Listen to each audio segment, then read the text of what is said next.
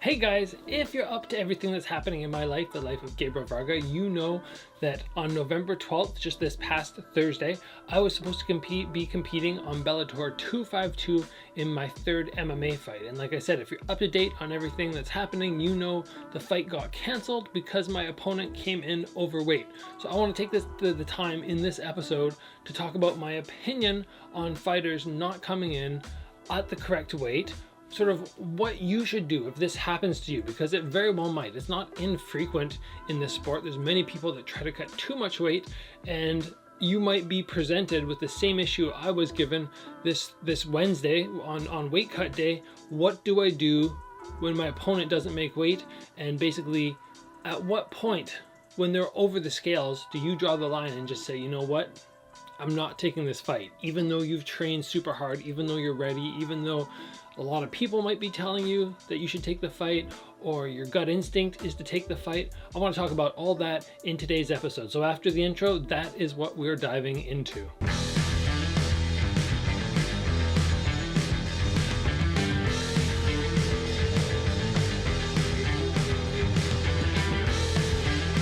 All right, guys, let's break down the specifics of the weight cut of weigh-in day for me that happened this past Wednesday. And I'm going to do a future video on all the details of the weight cut, how you guys can make weight, how I map out exactly what weight I'm going to be at every day leading up to the fight, so there is no room for error. And that is super important. Like I said, that'll be the next episode coming after this one. So make sure you guys get subscribed so you do not miss this video. It's something that every fighter should see. But today I just want to talk about the events that happened this past week and what led to the fight being canceled.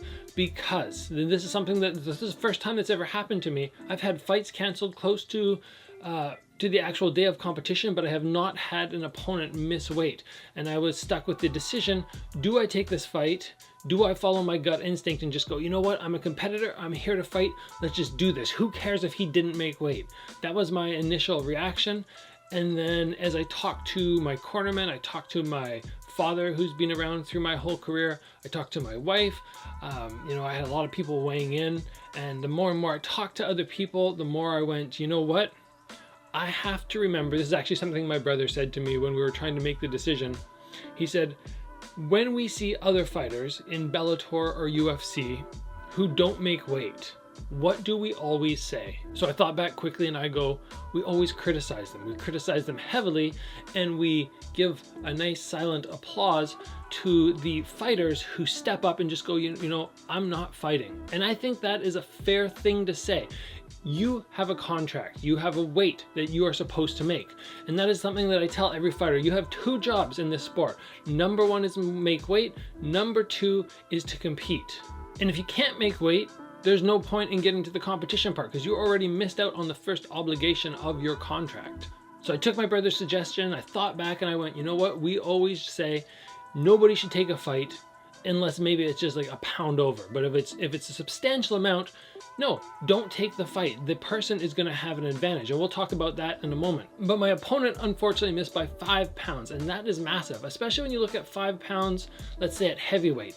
The percentage that they miss by is not that much, but when you're talking about 145 pounds, that 5 pounds is substantial. That is a big margin at that low weight class. So if we break down the entire story, I was in the middle of my weight cut. Bellator had this beautiful setup in the back. We had our own little training facility, and I actually had my own personal sauna, which I'll talk about again in a future video. So one of the Bellator guys comes up to us. He comes into our area, and I want to say it's about 8:20. I was planning on weighing in at 9, so I was already midway through my weight cut, but there was still 40 minutes left. And they came in and they said, Gabriel, I just want to give you a heads up. Your opponent has already called in saying he's not going to be able to make the weight. He's struggling on his weight cut. And right away my reaction was, well, we still have 40 minutes. In 40 minutes you can easily cut 3 pounds. And then the weigh-in time was not boom 9 o'clock, like 40 minutes from now you have to be weighed in. It was, oh, you have between 9 and 10, there's a window there. So really he had a lot of time left to make weight. So I just said, tell him, keep cutting weight, go and keep cutting. And by the time we ended up getting on the scales, he hadn't dropped any more weight. So my initial concern with that was he really struggling with the weight cut, like really truly, Or did he just kind of give up and go, you know what? I'm fighting Gabriel Varga, I might as well have the weight advantage on the ground, and I'm not going to bother with the rest of my weight cut, and I'll just take the purse deduction. And that's really what sort of set me off on going, I don't know if this guy gave it his all. He might have trained really hard during camp, but I don't know if he gave it all during the weight cut. And let's be honest, if there were two versions of myself, and one weighs in at 145 pounds, and one weighs in at 150 pounds, if you put those two together, the one who weighed in at 150 pounds is going to have a distinct advantage. Maybe not so much, in my opinion, because of the weight disparity. I mean, that is big. But the part that really concerns me is the week of not eating and that weight cut situation, which can be very draining, especially if you don't do it right. How exhausting that all is and how that plays into your next night when you compete. So when I thought about all that and I went, you know what? He didn't go through the same weight cut as me. He didn't put in the same effort as me. He's 5 pounds overweight. Is this a smart fight to take? If it was one of my fighters, would I tell him to take the fight? And I went, no, I wouldn't tell him to take the fight. But after I got told that he didn't make weight, it still took me, I think it was 2.5 to 3 hours to actually go, you know what? No. I called my managers and I said, tell Bellator I'm not going to take the fight. It took me that long to actually just pull myself from the event, because there's still that fighter instinct that you want to compete. But even more important than that, I had people I felt like I was letting down. I had my jiu-jitsu coach who came all the way from Victoria, and unfortunately, like myself right now, he has to quarantine once we're back home. It's not, oh, we come back and we can just go about the rest of our weekly routine. We are stuck for 2 weeks living at home. So for him to do the whole trip down there to support me, not be able to help, and then have to come back in quarantine, I went, well, this is no good. I don't want to put him through all this for nothing. And then my other obligation that I felt was to Bellator. I went, you know what? They're not putting on massive cards right now. They're not stacking the undercard with 10, 12 fights and then putting on 5 fights for the main card. They have a small number of fights. I think it was maybe 7 or 8 undercard and just 3 for the main. So once they start losing events, each of those fights are very precious to Bellator right now. And I really didn't want to let them down because I love the promotion. I really, really enjoy working with all the guys. They're all good guys. They all treat me well. And I felt like not being there to compete was just letting them down. But still, at the end of the day, you have to reflect. You have to look at your career. You have to look at what's fair, the contract that was signed. And at the end of the day, after about 2.5 hours of talking and contemplation, and I finally managed to pull the plug and just say, no, this isn't happening. Now, the overall lesson here that I want to pass on to other people is, if your opponent does not make weight, don't look at all the benefits. Like, oh, you know what? I get 20% of his purse, which in my opinion is far too small. If somebody doesn't make weight, you should be penalizing them so much more. 20% is not enough. It's not enough of a disparity in that purse to motivate somebody enough to go, no, there's no way I want to miss weight.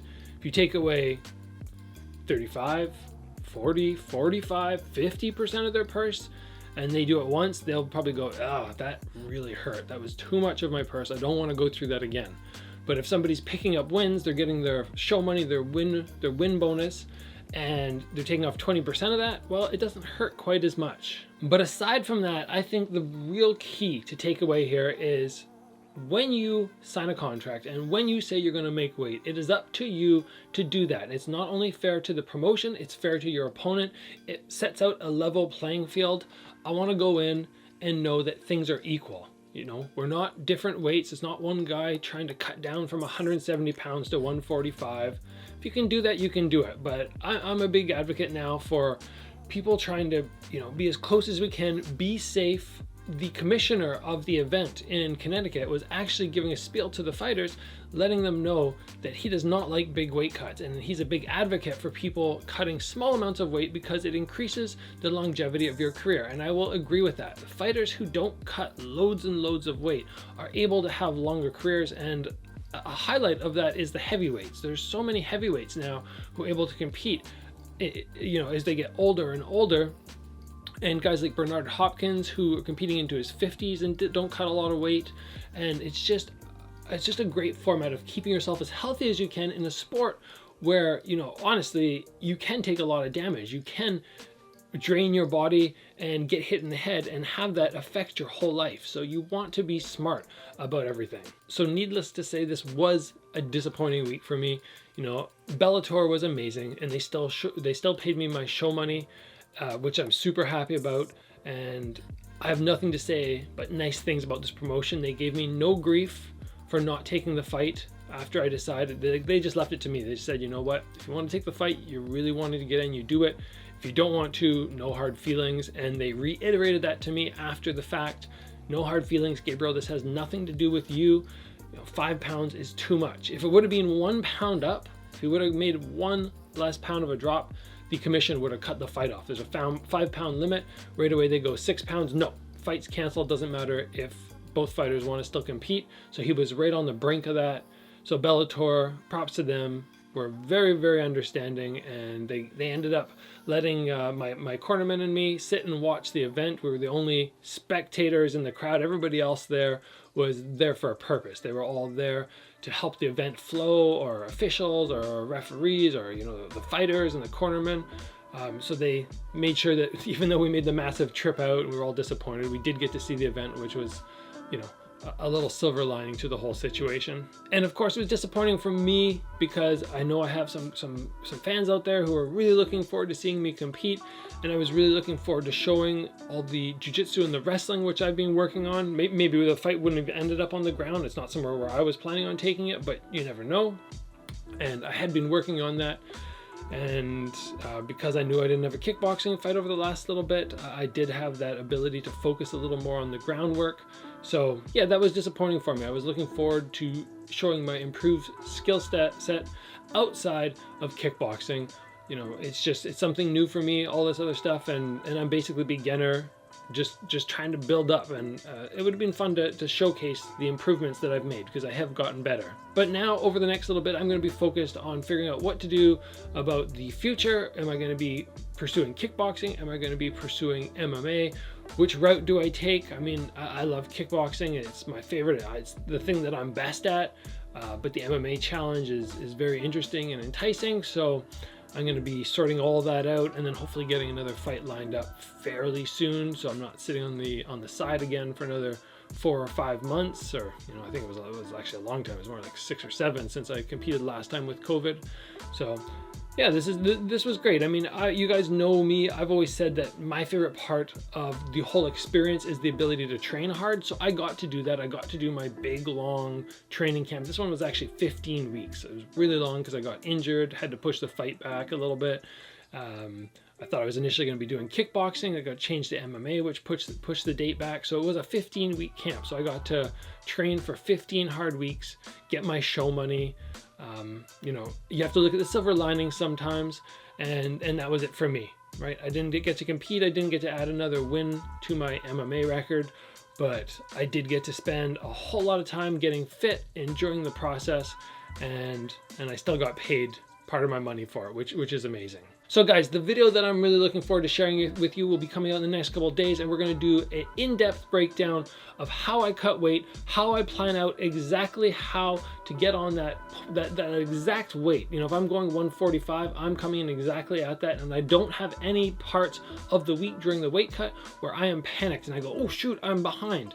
I have this scientifically laid out. I'm going to share the whole process with you. That'll be coming up soon. So like I said before, make sure you get subscribed so you don't miss the video, so you catch all future content.